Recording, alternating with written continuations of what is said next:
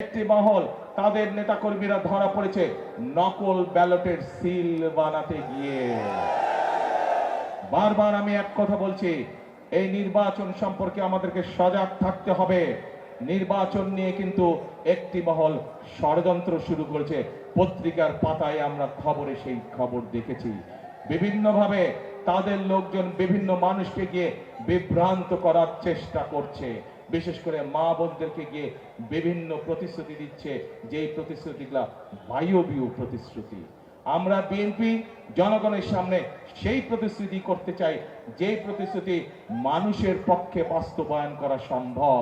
আমরা এমন কোন প্রতিশ্রুতি করতে চাই না যা মানুষের সাধ্যের বাইরে, যা মানুষের আওতার ভিতরে না। প্রিয় ভাই বোনেরা, আমরা দেখেছি একটি মহল তাদের নেতাকর্মীরা ধরা পড়েছে নকল ব্যালটের সিল বানাতে গিয়ে।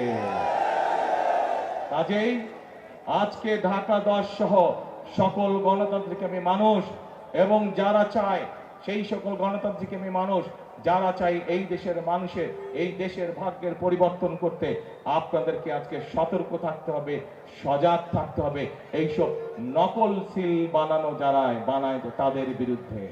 যারা গিয়ে মা বোনদেরকে বিভ্রান্ত করে তাদের বিকাশ নাম্বার চায়, তাদের এনআই নাম্বার চায়, এই সকল ষড়যন্ত্র, গুপ্ত ষড়যন্ত্রকারীদের বিরুদ্ধে আপনাদেরকে আজকে সজাগ থাকতে হবে। তা না হলে শত শহীদের রক্তের বিনিময়, আত্মত্যাগের বিনিময় আমরা যে ভোটের অধিকারকে আজকে প্রতিষ্ঠিত করতে পেরেছি, সেই অধিকার আবার হারিয়ে যাবে।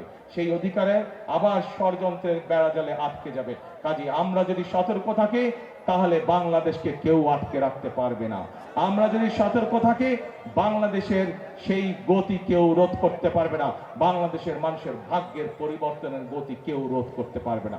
কাজে প্রিয় ভাই বোনেরা, আজকে এই নির্বাচনী জনসভায় আমাদের সকলকে শপথ নিতে হবে, প্রতিজ্ঞা করতে হবে যে যে কোনো মূল্যে আমরা বাংলাদেশের মানুষের গণতান্ত্রিক অধিকার এবং রাজনৈতিক অধিকারকে প্রতিষ্ঠিত করব। যে কোনো মূল্যে আমরা আমাদের বাংলাদেশের সেই প্রত্যাশিত বাংলাদেশকে গড়ে তোলার জন্য কাঁধে কাঁধ মিলিয়ে আমরা সকলে কাজ করব। কে কে আছেন আমার সাথে এই প্রতিশ্রুতিতে, এই প্রতিজ্ঞায়? আলহামদুলিল্লাহ, ধন্যবাদ সকলকে।